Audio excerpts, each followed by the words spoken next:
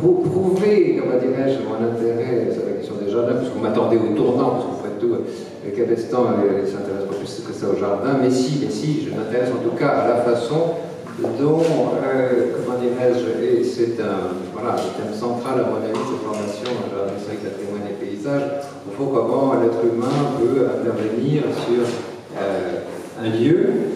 Et là, naturellement, j'ai choisi, puisque vous le savez, ça dans en tout cas, bien sûr, je suis né à Versailles, paroisse Saint-Louis, il faut bien d'un des deux côtés de l'avenue de Paris, vous comprenez bien, mais enfin plutôt côté ville que dans les jardins, parce que je n'étais pas non plus dans Moïse sauver les eaux. Voilà. Et donc, un thème, alors je m'en excuse auprès de mes étudiants qui me connaissent et pour qui j'ai déjà présenté des bribes de cette démonstration, qui me paraît très intéressant, quelque chose qui n'a pas été nécessairement vu, quelque chose sur lequel nous avons envisagé de faire une journée d'études complète avec Georges Farad qui s'intéresse beaucoup à ces questions-là et qui évoquait, nous évoquions là à regarder ces dessins qu'il a produits et qu'il a publiés pour Sceaux. Il était très intrigué, parce que moi je suis historien comme voilà, vous savez très bien, je confonds toutes les dates, et je n'avais pas très bien vu que les documents que je lui montrais, je ne sais plus très bien de quelle date ils étaient, mais c'est pas possible, je ne parle pas de profil en long pour Versailles du XVIIe siècle. Je suis 18e, mais je ne confonds pas. Et c'est très curieux de voir en fait ces dessins, alors je les ai photographiés, c'est pas très facile à photographier, il faudra recommencer des prises de vue. Puisqu'en somme, quand on parle de profil en long, on parle d'une chose qui donne lieu à des dessins pour lesquels il faut évidemment majorer les différences de niveau, il faut exagérer bien sûr sur les coupes, on donne généralement, on multiplie par 2 les différences de niveau. Alors tout va bien quand on est à Tivoli, on était à la Villa d'Est tout à l'heure, c'est formidable, quand on est à Rome, dans des sites absolument... Voilà, quand on est en Suisse, tout va très bien aussi, on n'a même pas besoin d'exagérer les pentes, nous les avons, elles y sont. À Versailles, en revanche, et l'exposition magistrale qui est organisée, vous avez vu, je pense aussi à l'extraordinaire maquette qui a été produite par Saint-Gobain en verre, témoignant de ces, voilà, les déclivités de Versailles qui ne sont pas grand-chose, hein, il a fallu composer avec quelque chose. Voilà. Eh bien, ce grand système, n'est-ce pas, qui mérite d'être décrit, avait été, pour partie, eh bien, très fortement abîmé. Il avait été altéré, et c'est là que, voilà, les savoir-faire, coutumiers dans l'administration des monuments historiques, l'idée de refaire des états antérieurs, eh bien là, a œuvré dans un sens qui, voilà, vous pourrez constater tout à l'heure, vous avez entendu parler des restaurations de Versailles, mais ce sur quoi la presse et le public parfois un peu trompé par, au fond, le sens de ce qui se fait véritablement, eh bien, a été obnubilé par les grilles dorées.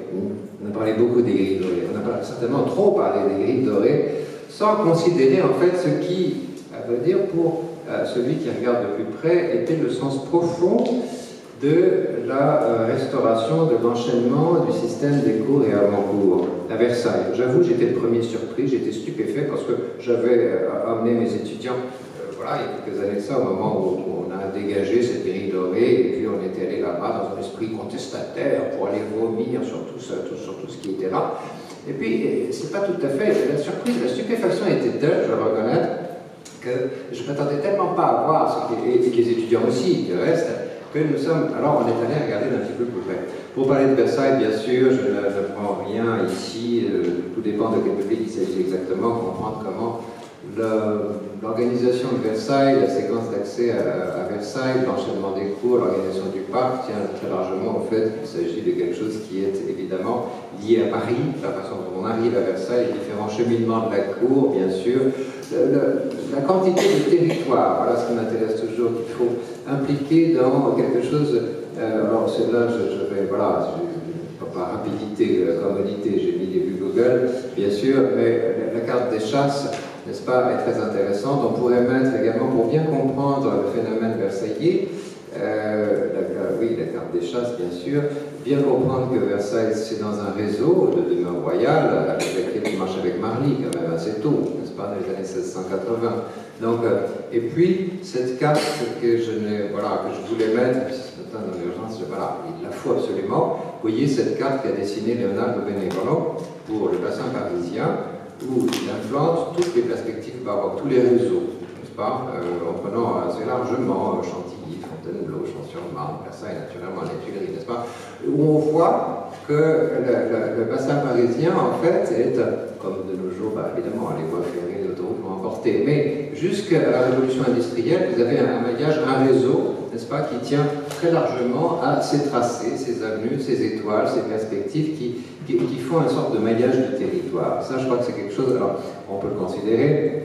Ensuite, évidemment, on n'en finit pas de savoir combien de vues il faut pour avoir la perception de ce qu'est Versailles, si vous voulez, puisque là, il s'agit en somme d'isoler une séquence qui irait de la Pligure, ici, de l'avenue du Paris, n'est-ce pas, qui est un point très très important. Si la flèche se remet un petit peu à se mettre en route, pas de flèche, enfin, on voit bien la Pligure de l'avenue du Paris, n'est-ce pas, qui est dans un certain degré de la pente. On continue à monter ensuite et on arrive à ce point à peut-être 1,5 km du château où on commence à distinguer, parce qu'il sort de la terre, puisqu'on était dans la pente. Hein.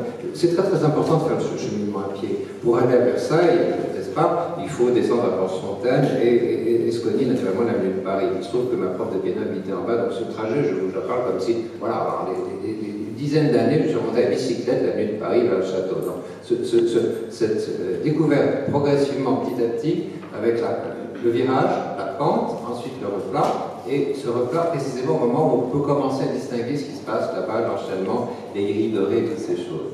Après ces yeux, évidemment, ce château qui s'offre comme une sorte de grande muraille, et donc d'un côté c'est la ville, de l'autre côté c'est les jardins.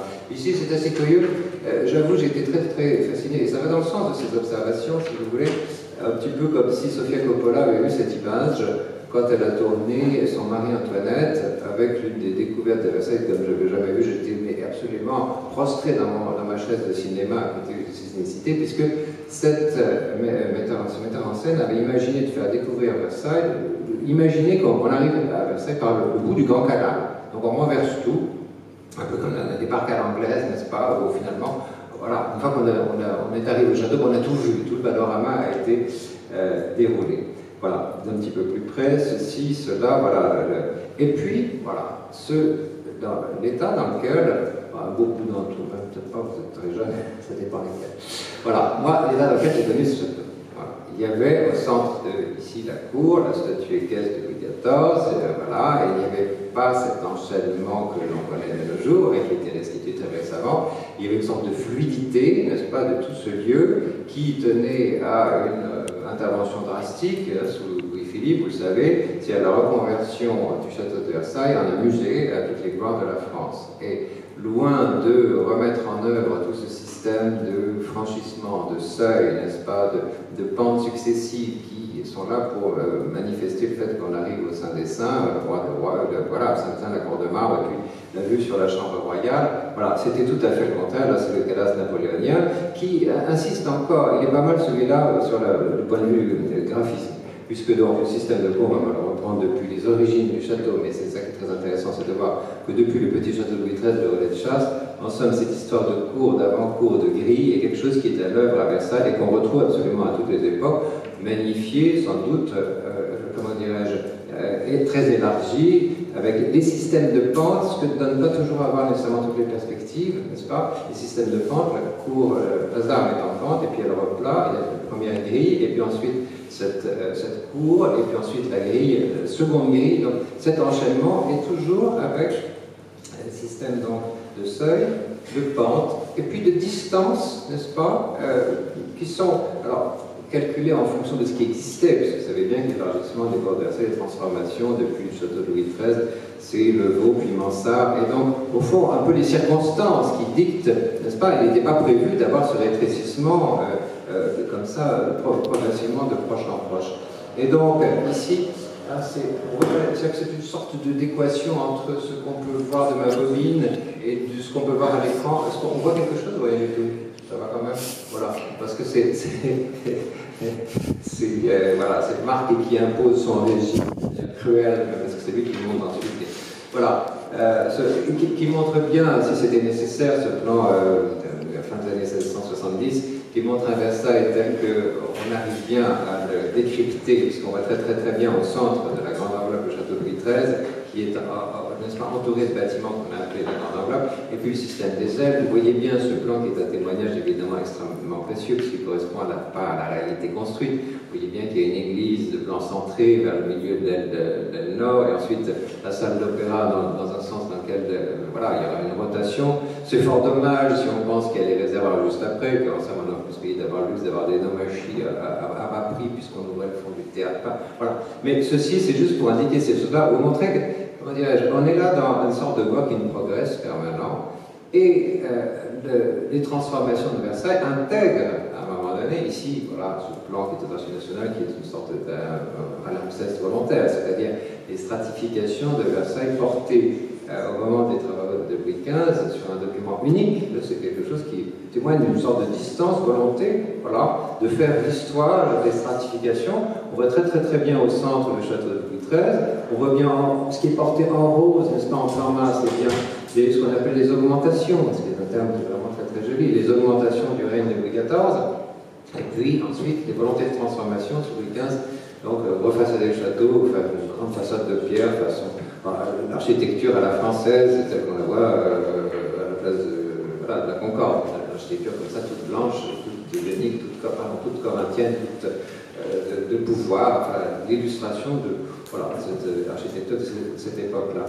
Et vous voyez qu'il y a un soin immense apporté toujours aux partitions, au dessin du sol, n'est-ce pas, et ces systèmes de grilles, n'est-ce pas, dont on relate l'existence, dont on montre ce qu'elles ont été, ce qu'elles vont devenir, que ces grilles s'accompagnaient d'éléments bâtis aussi, n'est-ce pas, de murets, de balustrades, voilà. C'est quelque chose qui est vraiment d'une importance considérable et qui est, vous voyez ici, si on zoome sur les détails, on voit très bien qu'entre les vieilles ailes Louis XIV et puis les ailes Louis XV, dont une seule, vous le savez, sera faite du vivant de ce roi, eh bien, le système, on corrige, n'est-ce pas, et vous voyez que même la façon dont le tracé des grilles est inscrit sur le sol, on voit bien que ça donne lieu à des géométries, des inventions, ce qui bâtit ce qui ne l'est pas, ce qui va être de l'ordre de la guérite, ce qui va être de l'ordre d'un AA, peut-être, simplement. Vous voyez qu'en fait, on construit des fausses douves, n'est-ce pas, à un moment donné, pour la question de la largeur qu'il doit y avoir entre les guérites, évidemment, quelque chose d'extrêmement important. Il y a une hésitation, on voit bien, ce plan en témoigne, en fonction de l'âge auquel on est, est-ce qu'on veut donner à voir du château. Ça, je crois que c'est quelque chose. Voilà, alors ce tableau est très connu, Pierre Denis Martin, qui recolle un petit peu tous les éléments, qui est censé donner un état 1715 de l'enchaînement des cours, sauf que bon, ça commence de bien plus loin cette histoire, c'est-à-dire qu'il faut partir de l'avenue de Paris, bien voir déjà le cadrage des pavillons en deux têtes, n'est-ce pas, des écuries qui proposent un cadrage sur la place des Vosges. Tout est une affaire dans cette architecture-là, des temps modernes, de cadrage successifs, puisqu'il s'agit toujours d'arriver à un endroit de plus en plus circonstancié, de rendre compte de cette réalité. Mais là, ce qui est assez intéressant, c'est que vous voyez bien les reliefs.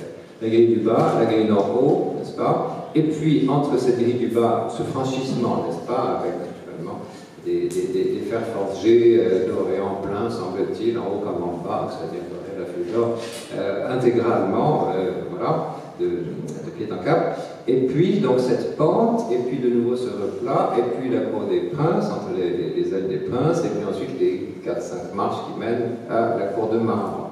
Voilà en quoi consistait cette chose. Alors, évidemment, quand on voit ce tableau, on a bien du mal à se figurer la réalité du site. Il faut connaître très bien Versailles, n'est-ce pas? Et bien se figurer ce que c'est que la vue sur ce château des différentes avenues. L'avenue de Paris sans doute, mais aussi l'avenue de Sceaux, et puis l'avenue de Saint-Cloud. Vous voyez ces avenues qui sont très curieuses, c'est du génie civil, avec les chaussées comme ça qui passent, au fond, qui négligent les réalités, n'est-ce pas, du sol, parce qu'elles passent tout droit, et ensuite c'est les contre-allées qui récupèrent le rapport avec les berges, avec le bâti, n'est-ce pas? Donc on est dans un système tout à fait curieux, et en effet, si on connaît bien, et si on pouvait faire une hypothèse, et l'hypothèse se réalise, c'est qu'en fait le point de convergence des trois avenues, ce point ici, donc de la seconde grille, celle qui... Mais ça m'agace de ne pas avoir le pointeur, pas marcher.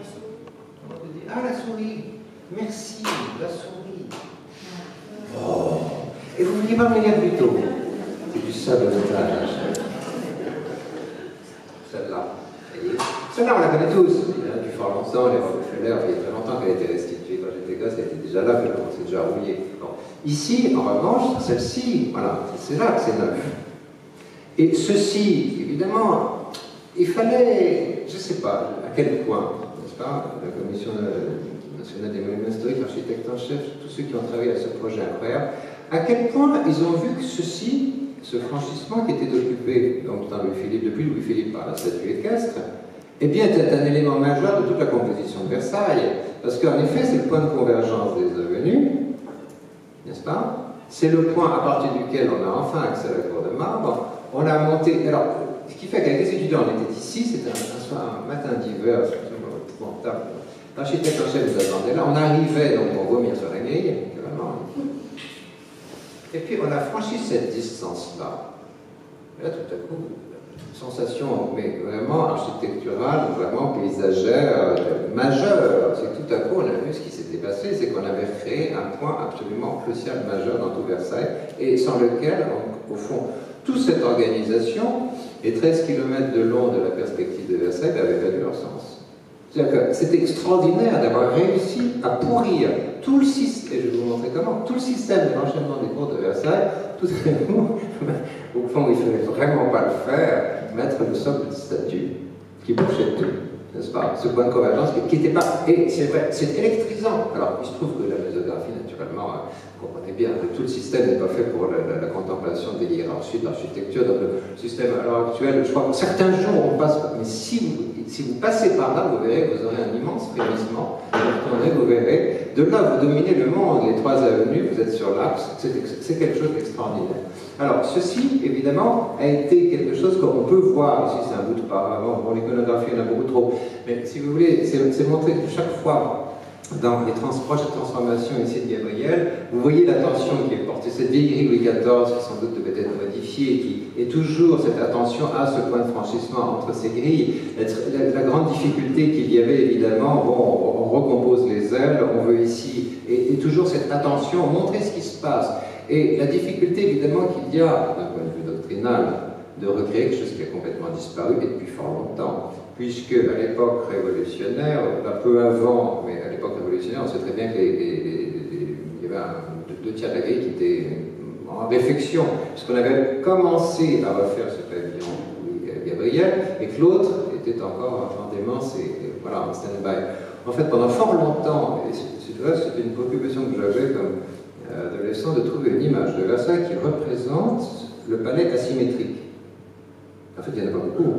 Et il faut un événement comme celui-là, c'est-à-dire de la chaîne montgolfière, n'est-ce pas, qui parle de tout à fait autre chose, pour que tout à coup, voilà, le graveur admette que on représente le fond, n'est-ce pas? C'est très curieux parce que ce même événement est arrêté de manière différente entre des gens qui étaient à Versailles et d'autres qui n'y étaient jamais allés, et donc qui montrent 2 ailes symétriques, soit 2 ailes Gabriel, ils inventent, ou bien 2 ailes Louis XIV avec la montgolfière quand même. Ça, c'est un petit point de méthode qui est. Alors, c'est vrai que du coup, ici, refaire ceci, ça posait un problème de doctrine très difficile. Voilà de près comment ça se passe. Vous voyez ici un petit bout de grille, et puis ici, en fait, des constructions en attente, parce qu'on ne sait pas très bien ce qui va se passer, et donc on y va. Ici, c'est en couleur, on est là. Ici, vous voyez, voilà, ce qui explique la chose. Qu'est-ce qui s'est passé le temps de Philippe? Parce que je n'ai pas nécessairement de jeter la pierre à cet élément de programme. À un moment donné, il y a un arbitrage qui s'est fait, pas dans le sens réellement de conservation de l'aménagement de Philippe, qui était d'avoir ici une cour du musée à toutes les grandes de la France, et cette cour, eh bien, elle était là, donc à l'échelle d'un musée, perdait complètement de vue tout ce qu'on a dit sur, évidemment, cet axe de 13 km de long et cette manière de parcourir, puisqu'en somme, c'était une scénographie limitée à la seule cour, ici. Naturellement, la grille pour la fluidité du musée, la seconde grille n'existait pas, il n'était pas question de la faire, elle avait disparu, il n'était pas question de la remettre en place. La statue de Louis XIV, ici au milieu, au point focal, et puis sur les côtés, sur les balustrades, les grands hommes.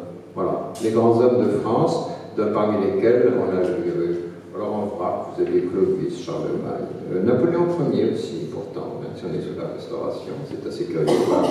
Et ces statues des grands hommes ont disparu à une date restée obscure entre les 2 guerres, c'est assez curieux. La statue des grands hommes, elle faisait, oui, des grands hommes de 5 mètres de haut, des colosses, n'est-ce pas? Voilà. Et puis la statue, elle, qui est restée, ceci.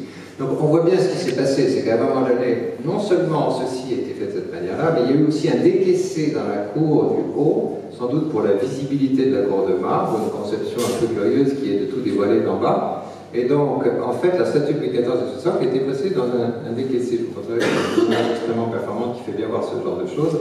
Donc on voit bien, n'est-ce pas, est-ce qu'on était vraiment tiraillé? C'est bien qu'à Versailles, depuis les années 50, il y a des questions que je reviendrai pour le palais à l'état 14 et pour les jardins à l'état, non c'est le contraire, pour le palais à l'état 1789 et pour les jardins à l'état 1715, on n'a pas fini de voir des choses extraordinaires se mettre en place, mais évidemment, vous voyez bien que cette scénographie, Louis-Philippe, ici, bon, à un moment donné, elle n'a pas réellement, elle a peut-être mis en valeur la cour et l'antichambre du musée, n'a pas réellement mis en valeur, évidemment, tout cet ensemble. On revient à ces dessins-là, on réfléchit, on rêve de ces choses-là. Tous ces éléments montrent les attentions qui ont été faites. Alors justement, ces profils en long, vous voyez, dans la cour ici, la cour de marbre, la cour des princes, vous voyez ces dessins qui sont, comme j'expliquais, pour séduire mes étudiants, parce que vous comprenez, ici, c'est comme ça qu'on travaille. Donc, ils ne sont pas très sexy. Ben non, effectivement, parce que surtout ils ne sont pas très lisibles.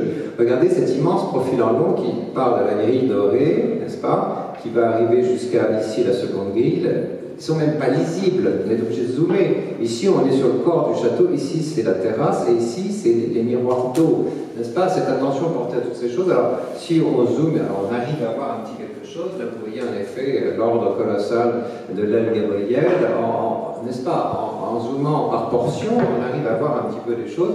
Vous voyez bien qu'ici, naturellement, on a augmenté, ces escaliers sont absolument infranchissables. Ici, on se casserait tous la figure, vous voyez bien.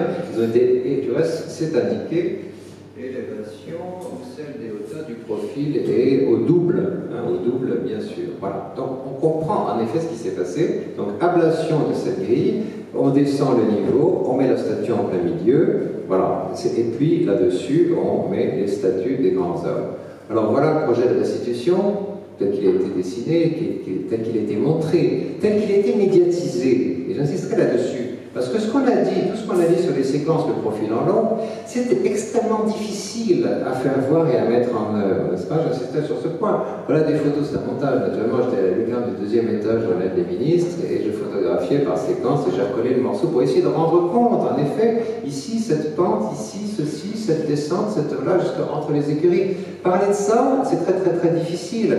Et en revanche, ici, on voit tout ce qui s'est passé entre l'aile Gabrielle, ici, et l'aile des ministres. On voit en effet le moment où les travaux ont été faits. Ici, on voit bien qu'en effet, il y a quelque chose qui s'est passé, c'est décaissé, la statue de Louis XIV est descendue dans quelque chose, je suppose, à vrai dire, pour rendre visible, comme je vous disais tout à l'heure, la cour de marbre d'en bas. Voilà, ceci évidemment en un point où, maintenant qu'on voit ce que c'était, qu'on a bien mesuré le sens qu'avaient ces rétrécissements progressifs, cette montée, cette grande pente, évidemment, il y avait tout son sens. Alors voilà des dessins, évidemment, qui ont fait frémir, parce que des gravures, des organisations, je passe très vite, parce que tout ça a suscité plus dire que de réflexion réelle.